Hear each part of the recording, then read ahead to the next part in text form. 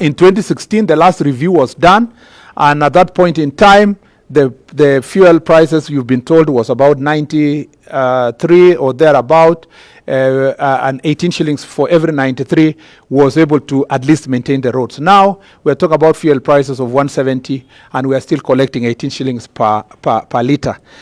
The other issue that we need to talk to, I'm sure you've talked up, so the purchasing power of the 18 shillings per litre now is not what was the purchasing power in 2016, considering the cost of tarmac, the cost of materials that are being used for construction, the cost also of labor, and so forth.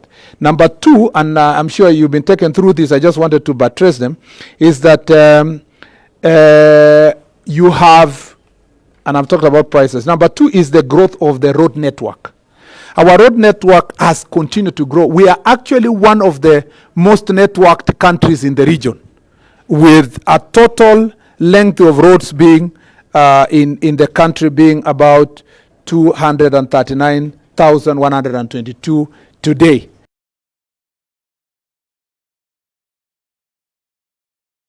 In 2016. Part of the reason why our roads have grown robustly very fast is devolution.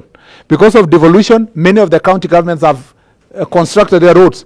And then because it's the road of Kenya Roads Board to do classification, the county governments that came in 2013 started a good job, but because they could not keep it at that standard, those roads were moved to national government. So the road network kept increasing in the national government, and you can see in Kera that it moved from 19,000 to 28,000 kilometers of roads that is being managed within Kera. Why? Because that graduation happened in the rural areas to the rural roads managed by national government, so that the county government can also open new roads and maintain them. You have Kenya has now 23,000 kilometers of roads, and you have Kura, which was meant to do just a few towns in the country, is now maintaining 4,400 kilometers of roads. So you have an extra 61,000 kilometers of roads in the last. That is from 2016. That means in the last 8 years, you've grown about 61,000 kilometers of roads. Some of the roads that were done under Jubilee administration in 2013, under the Road 10,000 program, we were able to grow the roads by 10,000 kilometers, of course, to tarmac them. But we didn't manage to reach really 10,000. You are about 6,000 plus of the 10,000 that was supposed to be achieved. That is why we still have pending bills.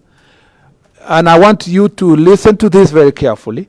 We have a pending bill of the targeted 10,000 kilometers of roads that are yet to be completed, of 165 billion shillings. This pending bill did not come with the current administration. Even by the time we came to office, I came and found a pending bill of 150 billion. Meaning that for 2, 3, 4 years before we came to office, we have been unable to pay our contractors, as a country, and therefore unable to sustain. Why? Because the budget every year was about 50 billion, and the commitment is 150. Last year we were given a budget of 51 billion. It came from 72, revised, 51. But we have closed the year only having received 25 billion. We haven't received 26 billion. What does that mean? We can have as beautiful budget as possible, but if we are not raising revenue, we will not be able to achieve the construction and completion of these roads. What has that done? So many contractors have not been paid, meaning they are unable to make money circulate in the economy. So many contractors have not been paid, meaning that most of our young people who are working with them are not getting jobs. So circulation of money in the economy, it's even worse because some of the contractors are borrowed so that they can be able to pay. So we have them every time coming to my office looking for, please, I need to be paid this much, I need to be paid this much, because the banks are taking their properties, they are being auctioned, and so forth.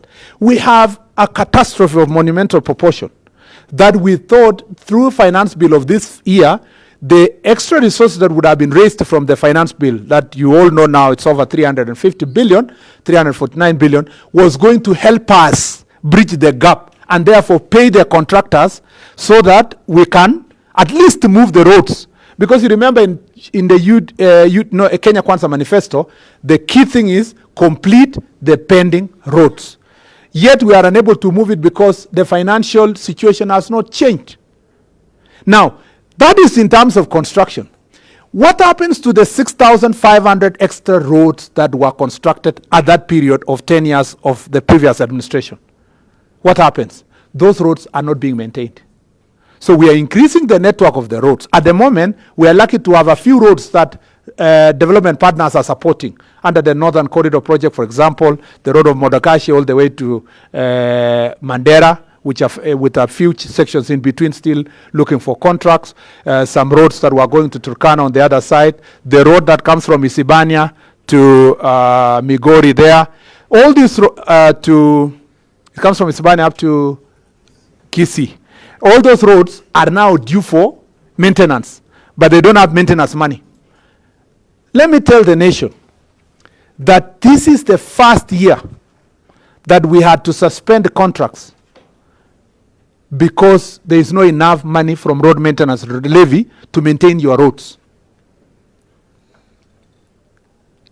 Kenya is now grappling with the idea of what do we do with recently advertised roads for maintenance. People are asking. Somebody was calling me in the morning. The road between Magadi Road, that is between Galeria to Kiserian, it has potholes. And it's calling me and says, Waziri, why can't you maintain these roads? And Kenya used to maintain it. For 2 years now, we are not maintaining it. Why? Because we are unable to meet the budget. The road network has increased. The road maintenance levy has remained stagnating for 8 years. You have some roads that are unable to be covered over the years. So we are facing an actual real problem of financing these roads. Let me tell you even a more painful story. Of the roads of 10,000, most of them were in Kera. Kera, by structure of the Roads Board Act, does not have money for maintaining roads. Because the money that's allocated to Kera, 22% of the road maintenance levy and the 10% road maintenance levy are maintaining the Maram roads. So there is no ring-fenced amount that takes care of Kenya rural roads that are tarmacked. What has happened? Those roads, even some which are still under construction, has not been completed, are worn out before they are completed. If you come from Kajiado, for example, you know the road of Imaroro to Isiara, in Kajiado. Potholes everywhere. In fact, many people are saying, why don't you just remove the tarmac and level it to Maram so that we don't have to suffer potholes? If you come from Nyandaro, for example, you know the road of Boyman to Pasenga. It is completely like it was never constructed, potholes all over. If you come from Nakuru going to Bomet, the worst road of Silibwet to Olenguruani, it has huge potholes, along the road. If you come from Kisii, you know Kigonge Road. It is in the same situation. If you come from Meru, the Coca-Cola Road has a problem in that town. If you come from places like Nakuru again, Kibunja to Molo, if I speak even from my, recollection, pipeline there to Maunarok Road, the contractor has not finished, but the road is finished on this other end. Because that time there was a decision that we do a low volume seal roads in the hope that we were going to get the budget to do maintenance. Now maintenance is not being done. What are Kenyans saying? You know the roads of Darajambili to Kibuswa, in Kericho, they have a road there called Chepseon. You have roads all over the country that are constructed under low volume seal roads that are actually getting worn out. So, and therefore, we have to do something. You've been told about aging roads. I was told roads age and they also die. If you have a road, you said how many years? 20? More than 20. Yeah, once a road is above 20 years, you need to remove everything and renew it, regenerate it. If you don't, it dies. And, and I'm told it dies. That's what the engineers have told me. So you have also urbanization. Rapid urbanization is happening. Across the country, when Kura was established, it was always expected to be Nairobi, Mombasa, maybe Kisumu, and a few towns in the country. Now every county has about 3 or 4 or 5 urban roads that have major demand across the country. And Kenyans are saying, you know, this is a city. Why do you have Maram in this town? Why do you still have Maram in this town? Where is the government? Why is the government not doing it? These roads, we can only be able to do them if we have properly resources that have been raised to do so. And then, of course, the worst part of it is climate change and the effects. The rains of December, end of 2023, destroyed our roads. Before we recovered, the rains of February this year, all the way to April, destroyed even further. We've done our assessment recently. The total amount needed to maintain those roads, one off, is 37 billion. Not to mention now the annual maintenance of the roads. Ladies and gentlemen, our country requires a properly maintained roads. The deficit of the money and you are given that is required to do these roads. At the moment, it's projected that we are going to raise in the year 2024-2025 79 billion from the road maintenance levy current. But the demands of the same period is 157 billion. So it's like half. What does that mean? It means that we require an extra 78 billion in the next financial year on top of it for us to at least maintain the roads. This is maintenance. This is not construction. This is not even completion of the pending roads. I'm just talking about maintenance of our existing roads. As such, we need to find a place to raise these resources. You are in your family, you are at home, your children have to eat, you have to you have to do your budget well based on the salaries that you receive. You have to ask yourself what are the basic and essential needs. So perhaps you take care of the stomach first, because that can bring chaos, you know. And then you move kidogo to shelter. So you make sure that you have a room and something, and then clothes will follow. Maybe a blanket is important, and then something of that sort. This is where we are at the moment as a country. Even as we sit now, we are trying to see where do you patch here and there and there. And by the way, the people of Kenya are justified to demand better roads because they are used to good things and they believe that government must be able to do good things. But the same good things that we want to deliver demands us to finance with certain resources. We have suffered the finance bill and suffered 349 billion. We come to maintenance now, we're asking ourselves, how can you raise the maintenance levy to make it close? Because the 7 shillings we are proposing will bring us to 115. Yeah, so you are still far away from what you require, which is 157. But at least when you move closer, you're able to save some of the roads. Our plan is this. Most of the roads that were, like I told you earlier, Maroro, Isiara, and the others across the country that have really been worn out, our target is that in the next, if we are able to raise the resources in the next 1 year, we should be able to restore those roads immediately. Otherwise, we'll lose them completely. And I'll give you an example. This Imaroro Isiara is how many kilometers, Kandia? Almost 80 kilometers. Yeah, I remember. Almost 80 kilometers. Those 80 kilometers, it was constructed using about 3.5 to 4 billion that time of the resource of that time, because about 40 million per kilometer. So you are talking about 3 billion, almost 3 billion was used. Do we as Kenyans want to lose the 3 billion put on a road in Kajiado, in Maroro, Isiara, 10 years ago, less than 10 years ago? Yeah? We lose all of it, or we would rather now maintain it by raising 200 million or 300 million that will restore the road and give us also the usage of that facility for the next few years. This is the real conversation. And I think, and I just want to say with utmost respect, that the conversation that is going on in the country is great. I think it's for us in government who have failed to provide a proper framework where the people can understand exactly their needs that we need in every ministry and how it impacts their lives directly. When we are shrouded in these blocks, the people will not be able to make the decision that they want to make, because this is their resources, these are their roads, these are their assets. The moment they understand that it has nothing to do with the engineer in the ministry, it has nothing with the minister or the PS, it is their assets, then the people will own and maintain their assets. And to be fair to the people of Kenya, everywhere I've gone in the country, people are talking about roads, roads, roads. In fact, if there's something people are insisting in this country is that we want roads to be done.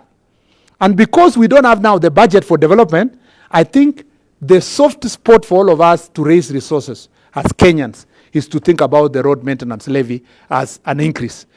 But the people of Kenya have said, no, the economy is not good. You know, the cost of living will go high. If you increase the fuel pump, the price of the fuel at the pump by 7 shillings, you are going to create a problem to the country. And it's going to permeate to other costs of living, food, clothing, and other items, transport, because it's a very costly venture. If you add it and it's transferred to transport, then the people is going to pay more.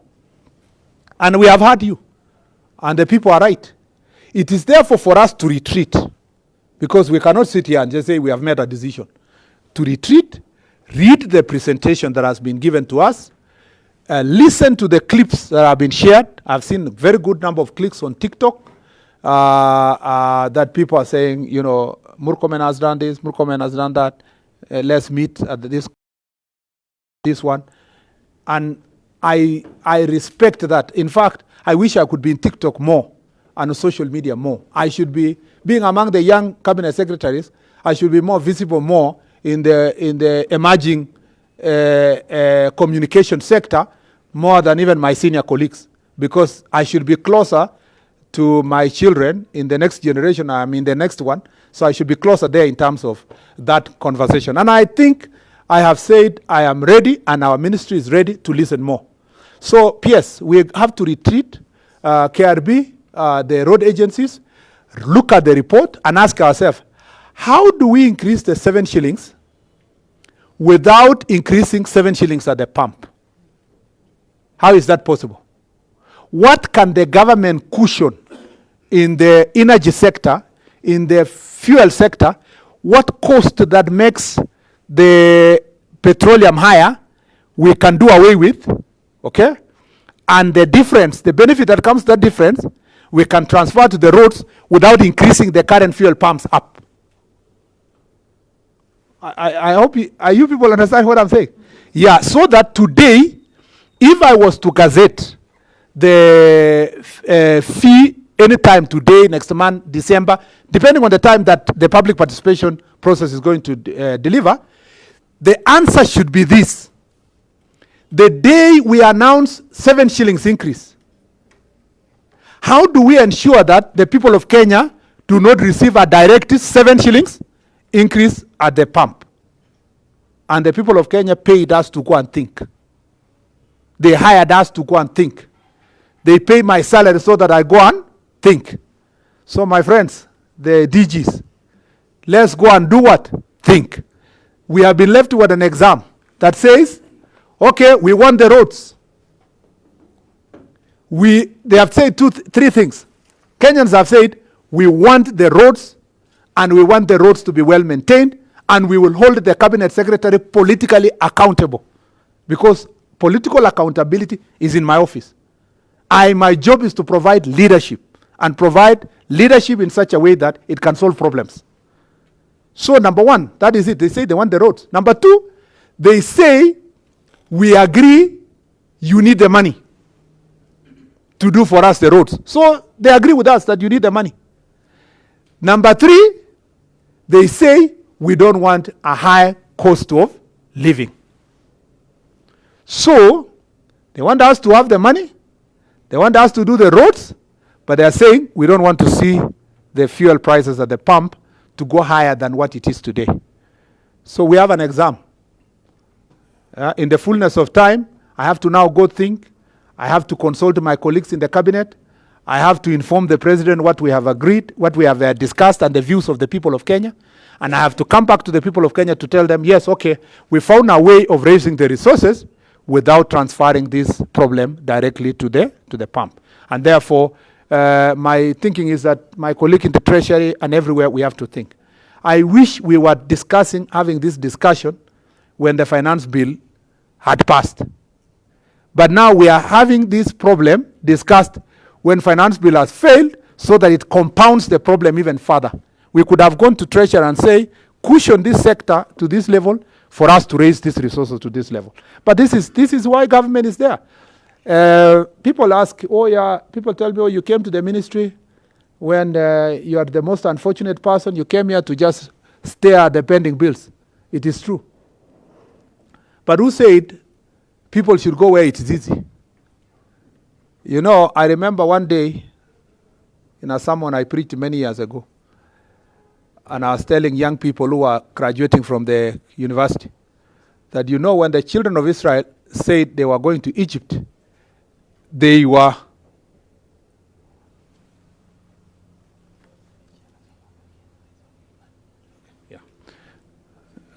okay, no problem. You can wait for for a few minutes. The children of Israel, yeah, when they were going to Egypt, from Egypt to Israel, you know, there were 12 spies that came with a report. So all the 10 came and said, that place is impossible. It has Nephilims, it has giants, we will not conquer. We will be finished. It's better to go back to Egypt, and we eat the Pharaoh's tomatoes and lentil soup and all that. It was only Joshua and Caleb who came back and said, yes, they are giants, we agree. Yes, they are Nephilims, we agree. But we are going there to conquer. Ours is to resolve that problem. So I have a problem in this ministry. We have a problem in the country at the moment with financing of these projects. But ladies and gentlemen, I want to promise the people of Kenya that we were elected not to write another book of lamentations. Jeremiah wrote one, it is enough in the Bible. It is not for us to write another book of lamentations. It is for us who are put in public offices to solve problems. But we must locate the problem, we must understand the problem, and we must be ready to confront that problem. The problem of maintenance of our roads, we will solve it together as a people of Kenya. We and in the ministry will provide leadership. We are going to think, and we will come back to you with solutions that will not transfer the prices of fuel, make it higher than it is at the moment for the people of Kenya. Because we have had you. We have had you. If it means even waiting until an extent when fuel prices are come down, we will wait so that the people of Kenya cannot suffer more because of the economic situation. With those many remarks, I want to thank you. I want to thank the people of Kenya. I want to thank those of you who came physically. I want to thank those who are in social media. Please continue giving your views. We are going to collect, and write a report, and that report will inform the decision we are going to make. Asanteni sana, and may God bless you. Thank you very much.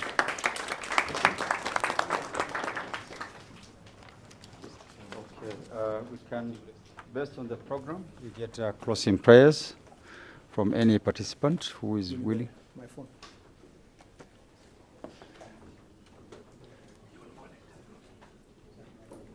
Any person wants to volunteer? You are done.